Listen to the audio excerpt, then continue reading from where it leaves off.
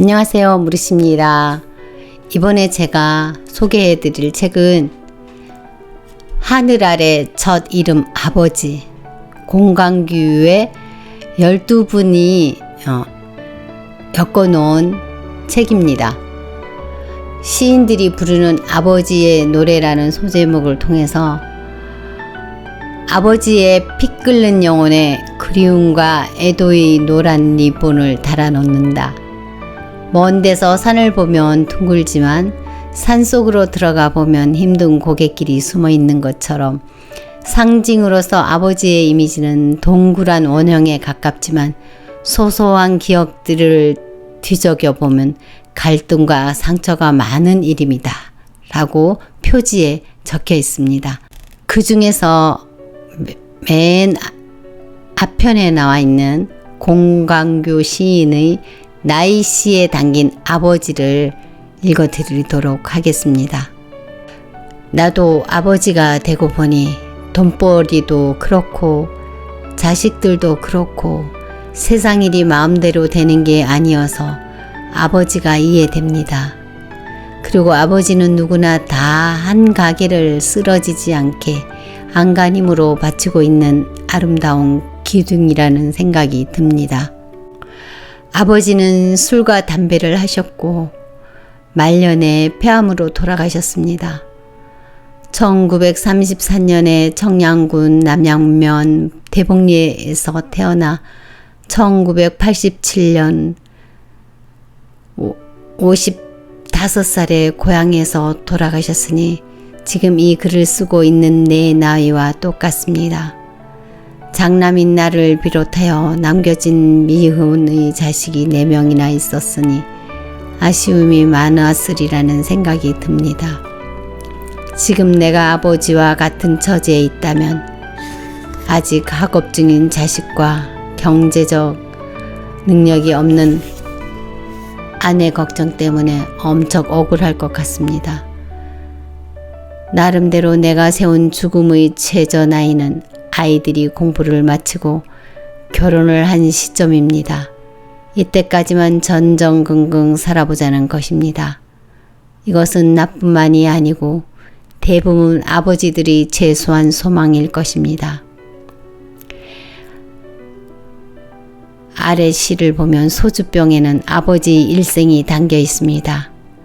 일생을 자식들을 위해 소진하다가 나중에는 살가죽과 앙상한 뼈만 남긴 채 빈 소주병처럼 버려지고 죽어간 아버지의 삶입니다.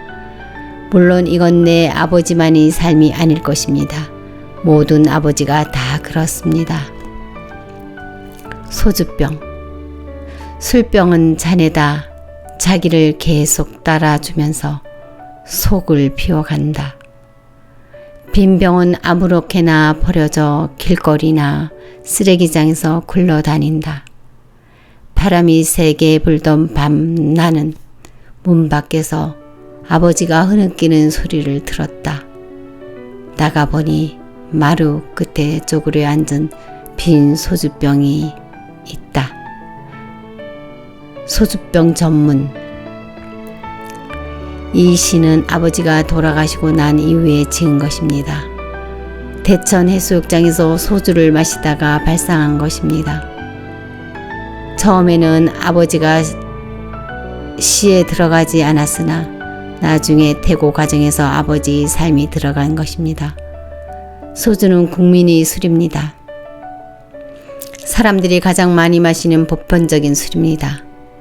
값이 싸고 작아서 휴대가 간편하고 엎질러도 손에 흔적이 남지 않고 깔끔하기 때문일 것입니다. 이런 술이 가장 친한 친구는 아버지입니다. 나의 아버지처럼 세상의 아버지는 누구나 다 잘 살고 싶어 합니다. 그러나 자신이 마음대로 되지 않는 것이 세상입니다. 그래서 아버지는 늘 실패의 삶을 사는 사람입니다. 결핍의 삶을 사는 것이 아버지입니다. 어느 아버지나 좋은 직장에 다니고 싶고 사업을 해서 부자가 되고 싶고 돈이 많아서 자식 공부를 많이 시키고 싶어 합니다. 넓은 집에서 살고 싶습니다. 그러나 뜻대로 되지 않는 것이 인생입니다. 그러니 소주를 마시는 것입니다. 저희 아버지 역시 농촌인 고향에서 희망이 안 보이니 무엇인가를 해보려고 결혼 직후에 어머니와 서울로 올라와 서울 운동장이 내려다 보이는 도남동 판전촌에 깃들었다고 합니다. 거기서 땅콩 장사도 하고 봉지쌀도 팔았다고 합니다. 이때 저도 나왔습니다. 제가 도남동에서 태어난 연우입니다. 그러다가 그것도 안 되어 뚝섬으로 가서 새끼 공장도 하고 그것도 안 되어 작은 할아버지가 있는 홍성 오감리로 내려가서 농사일을 도왔다고 합니다. 이때 어머니는 어린 저를 얻고 새끼 공장을 청산할 때 못 받은 돈을 받으러 서울에 다녀왔다고 합니다. 빚쟁이들을 찾아다닌 것입니다. 그러다 아버지는 보령 청라에 있는 탄강으로 가서 일을 했는데 나는 이때부터 유년 기억이 확실하게 납니다. 광산 사택에 살았는데 2살 아래 여동생과 집에서 찐 밀가루 빵을 담은 쟁반을 서로 들겠다고 싸우다가 동생이 울던 기억입니다. 그리고 외간장에 깨소금을 넣어서 밥을 비벼 먹는 것이 맛있어서 어머니를 졸랐던 기억이 납니다. 어머니 왈 어디 가도 진득하게 못 붙어 있었다는 아버지는 다시 고향인 청량으로 돌아와 농사일을 했는데 제가 초등학교에 들어가기 훨씬 전입니다. 그때는 이미 농사채가 얼마 없었습니다. 비탈밭 2개와 노는 다랭이 논뿐이었습니다. 화성면 장계리가 고향인 어머니가 막 시집 올 때만 해도 동네에서 논이 2번째로 많았다고 하는데 작은 아버지가 화투 노름을 하면서 논을 팔고 도망을 쳤기 때문입니다. 작은 아버지는 오랫동안 연락이 안 되다가 국가에서 주민등록 일제갱신을 하면서 하는 수 없이 수년 만에 고향을 찾았다고 합니다. 당시 정부 주도 사업인 새마을 운동을 하던 때여서 어린 초등학생들까지 아침에 일어나서 동네 길가 풀을 뽑고 길을 다듬던 때였는데 그날 새벽 제 당숙이 어느 분을 데리고 와서 네 작은 아버지요 인사해요 해서 처음 대면을 하였습니다. 고향집에서 막내 고모가 처갓집과 전봇대가 있는 그림을 그리는 것을 가르쳐주고 국회의사당에서 수의를 한다는 공주 출신인 막내 고모부가 깨끗한 양복을 입고 선을 보러 왔던 것도 기억납니다. 고모가 마당에서 구식으로 결혼식을 하던 모습도 생각이 납니다. 고모 결혼 비용으로 동네 가운데 살던 집을 팔고 그 집 사랑방에 새를 들기도 했습니다. 거기서 4살 아래 동생이 죽기도 했습니다. 나중에 제 당숙이 그 집을 사서 살다 헐고서 그 집에 다시 양옥을 짓고 삽니다. 아무튼 이런 상황이니 농사는 어머니에게 맡기고 아버지는 외지로 돈벌이를 하러 돌아다녔습니다. 그전에는 무슨 일을 했는지 모르겠으나 내가 중학교 때는 경기도 광주에서 고모부와 철근 장사를 했습니다. 아버지를 따라 거기에 가서 포장도를 처음 보았던 생각이 납니다. 하여튼 아버지는 성질이 불같고 술을 많이 드셨습니다. 물론 얼마 전까지만 해도 담배를 안 피우는 성인은 거의 없었습니다. 술과 담배를 잘해야 남자답다는 신화가 오랫동안 사회를 지배하기도 했습니다. 아버지는 수가 틀린 것을 그냥 지나치지 않아서 종종 집안 사람들과 따지며 다투기도 했고 집에서도 했던 얘기를 또 하고 또 해서 어머니와 우리를 지겹게 하기도 했습니다. 나는 아버지처럼 살지 않으려고 했고 이런 나에게 아버지는 성깔이 없다고 자조지청구를 하셨습니다. 착하고 말 잘 듣고 우유부단해서야 경쟁이 심한 사회에서 어떻게 살아남느냐는 걱정이었을 것입니다. 그래서 이것을 변화하기 위해서 쓴 시가 미루나무라는 시입니다. 그래도 착한 남자가 좋은 남자이고 오래 살아남을 수 있다는 것을 경험한 40이 넘어서야 쓴 시입니다. 앞 내뚝에 살았던 늙은 미루나무는 착게 빠진 나에게 재질이 너무 물러 제목으로도 땔감으로도 쓸모없는 나무라고 아무한테나 핀찬을 받았지. 가난한 부모를 둔 곳이 서러워 엉엉 울던 살인문 박나처럼 들판 가운데서 혼자 서서 차가운 폭풍에 울거나 한여름에 반짝이는 잎을 하염없이 뒤집던 나무. 논매던 어른들이 지게와 농기구를 기대어 놓고 낮잠 한숨 시원하게 자면서도 마음만 좋은 나를 닮아 아무 것에도 못 쓴다며 무시당하고 무시당했던 나무. 그래서 아무도 탐내지 않아 톱날이 비껴갔던 아주 오래 살다가 폭풍을 몰아치던 한여름 바람과 맞서다 장쾌하게 몸을 꺾은 나무. 미루나무 전문입니다. 어머니에게 들은 얘기지만 성질이 불같은 아버지는 둘째 고모가 중매 결혼을 했는데 폐병쟁이인 줄 모르고 속아서 한 사실을 알고 당장 그 집에 쫓아가서 농장을 때려부시고 고모를 데려왔다고 합니다. 물론 고모는 착하고 자상한 남자의 재취자리로 갔습니다. 아버지는 할머니와 사이가 좋지 않았습니다. 아버지가 나가 살고 있는 사이에 3살 아래인 작은 아버지가 노름을 해서 땅을 파는데 같이 협조를 했기 때문이었던 것 같습니다. 싸울 때마다 아버지는 할머니와 작은 아버지를 원망하고 할머니는 작은 아버지를 두둔하는 것 같았습니다.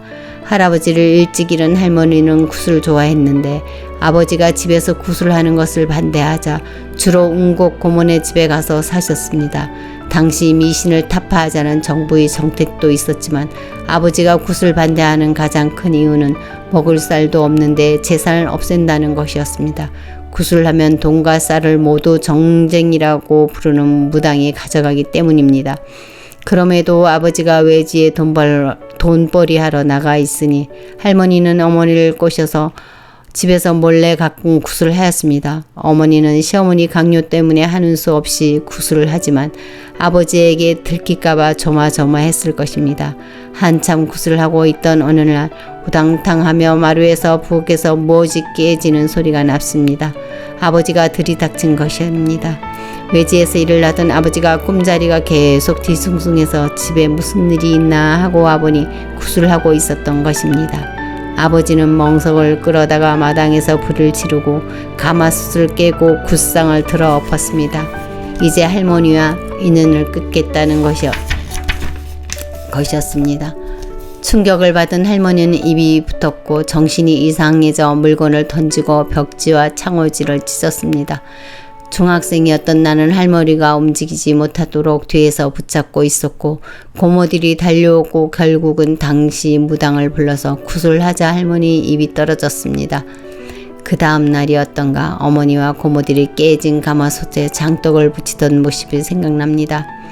둘째 고모가 나를 보더니 겸연쩍게 이를 드러내고 웃던 모습도 아버지가 불을 지르던 멍석도 한쪽이 불에 탔지만 오래 사용했었는데 지금은 어떻게 되었는지 모르겠습니다. 아버지는 외지에서 일을 하다가 머리를 많이 다치셔서 심란한데 심란한 상황에서 잠을 자니 꿈자리도 심란하고 그래서 집에 내려와 보니 당신이 싫어하는 굿을 하고 있었던 것입니다.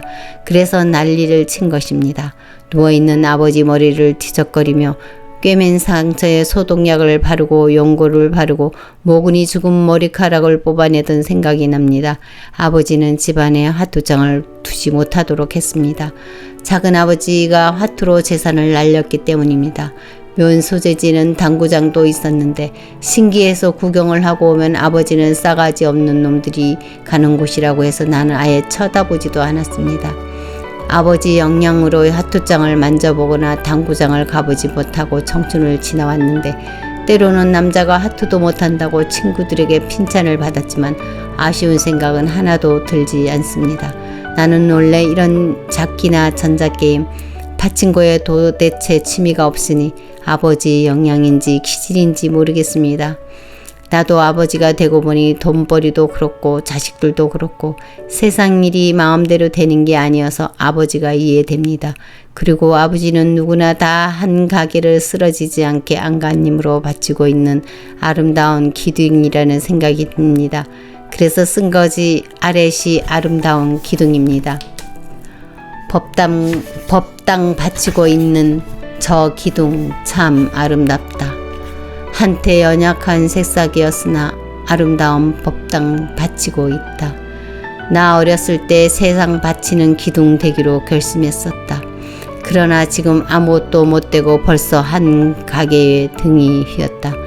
내 휜 등에 상심하다 저 법당 기둥 보고 누군 세상 한쪽 바치고 있는 아름다운 기둥임을 안다.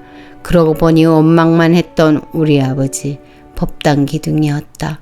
가난한 가게에 힘겹게 바치다 폐가 썩어 일찍 지상에서 무너진 아름다운 기둥 전문입니다.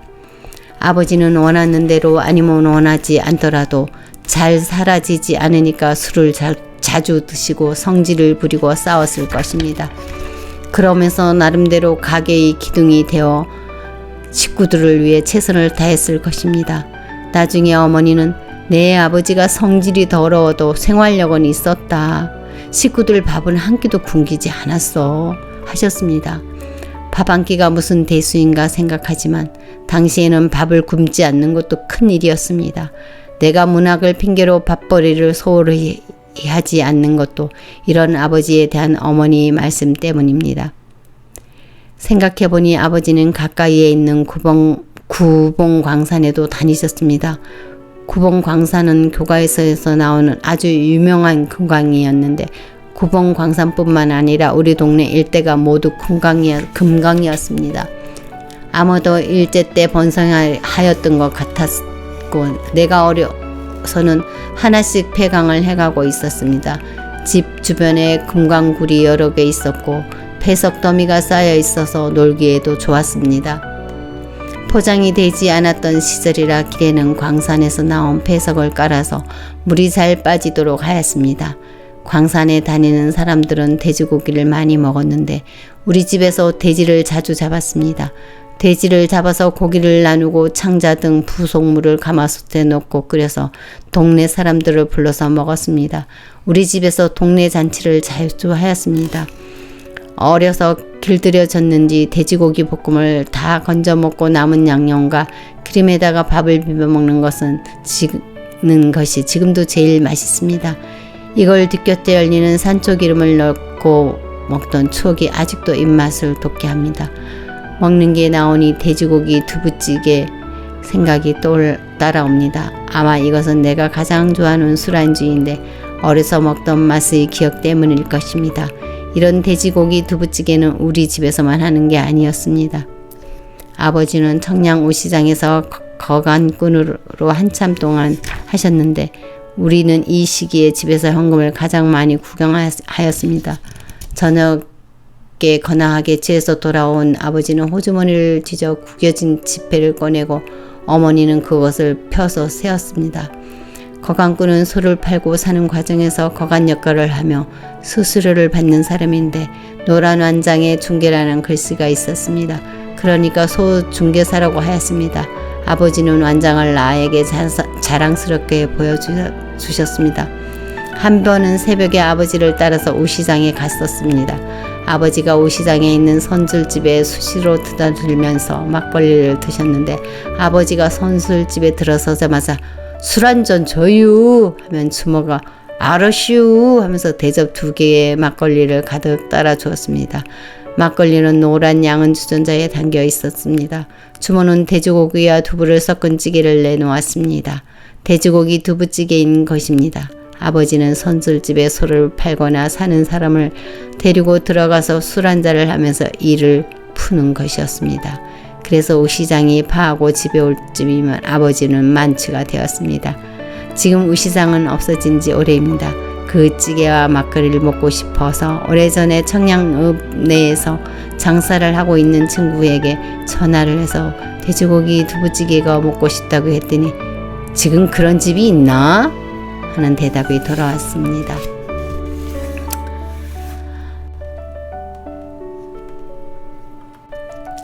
아버지가 내 책상을 사오시던 날입니다. 시장에서 아버지가 책상을 사서 들고 오는 것을 멀리서 보고 나는 얼마나 좋았는지 뛰어갔습니다. 뒤에는 여동생을 업고 있었는데 펄쩍펄쩍 언덕을 뛰어가는 바람에 포대기에서 튀어나온 동생이 언덕을 굴러서 샘물에 빠졌습니다. 샘물에 가까이 있던 동네 아주머니가 바로 건져서 별 사고는 없었지만 동생이 분홍색 옷을 입었던 기억까지 생생합니다. 지금 포항에 시집가서 살고 있는 복수기입니다. 또 하루는 아버지가 액자를 사오셨습니다.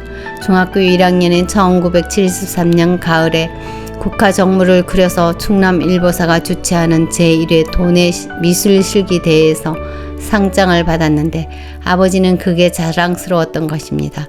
아버지가 액자에 상장을 넣어서 벽에 걸어두며 기분 좋아했던 기억이 납니다. 상 이름은 생각이 안 나고 당시에 받은 동메달은 지금도 가지고 있습니다. 아들이 개근상 말고는 상장을 한 번도 받아본 적이 없기 때문에 아주 기뻐하셨을 것입니다. 이런 상장과 칭찬의 위력이 얼마나 큰지 지금도 그림에 대한 미련을 놓지 못하고 있습니다.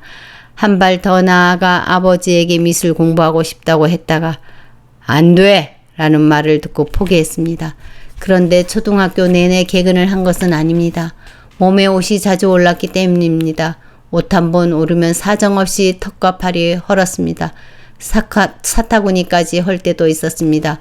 옷이 올라서 피부가 헐면 아버지는 달걀 노른자를 붙이거나 막 잡아서 뜨끈하고 비릿한 생닭피를 발라주셨습니다. 그것만으로는 끝나는 것이 아니어서 옥시풀로 딱지를 떼어내고 소독을 하고 연고를 정성스럽게 발라주셨습니다. 아버지는 성질이 사납지만 이때만은 정성스럽고 따뜻했습니다. 이런 기억 때문에 지금도 내가 옷에 오르거나 자식들이 다친 곳에 약을 발라줄 때면 아버지가 생각납니다. 아버지는 이런저런 수완이 좋아서 돈을 벌어서 조금씩 땅을 불렸습니다. 주로 시골 살림을 처분하고 도시로 이농하는 사람들이 논밭을 사는 것이었습니다. 그러나 논이 많아도 문제였습니다. 지금은 경지 정리가 잘 되었지만 옛날에는 비만 오면 가장 걱정거리가 논둑이 무너지는 것이었습니다. 흙을 삽으로 퍼올려서 논둑을 다시 쌓아야 하기 때문입니다. 아버지가 돌아가시고 나자 농사일을 어머니가 도맡아 했습니다. 그리고 나는 도시에 살면서 가끔 내려가서 논둑을 쌓는 일을 해야 했습니다. 기계가 있는 것도 아니어서 삽으로 흙을 퍼올리는 일이 여간 힘든 게 아니었습니다. 이런 시골 일을 한나절만 해보면 시골에 살고 싶다는 낭만적인 생각이 싹 가십니다. 아무튼 큰 비가 와서 무너진 논둑을 다시 쌓는데 자꾸 삽을 잡는 게 있어서 파보니 오래전에 박은 말뚝이었습니다. 아버지가 박아놓은 것이었습니다. 말뚝은 아버지를 대신해서 논둑뿐만 아니라 무엇을 쌓는다는 일이 이처럼 어렵다는 것을 가르쳐주고 있었습니다. 그래서 쓴 시가 아래 썩은 말뚝입니다. 큰 비에 무너진 논둑을 삽으로 퍼올리는데 흙 속에서 누군가 삼날을 자꾸 붙든다. 가만히 살펴보니 오랜 세월 논둑을 측탱해오던 아버지가 박아놓은 썩은 말뚝이다. 썩은 말뚝이로 흙을 부지런히 퍼올려도 자꾸자꾸 빗물에 흘러내리는 흙. 무너진 논둑을 다시 쌓기가 세상 일처럼 쉽지 않아 아픈 허리를 펴고 내 나이를 바라본다. 살아생선 무엇인가 쌓아보려다 끝내 실패한 채 흙 속에 묻힌 아버지를 생각하다. 흙 하고 운다. 전문.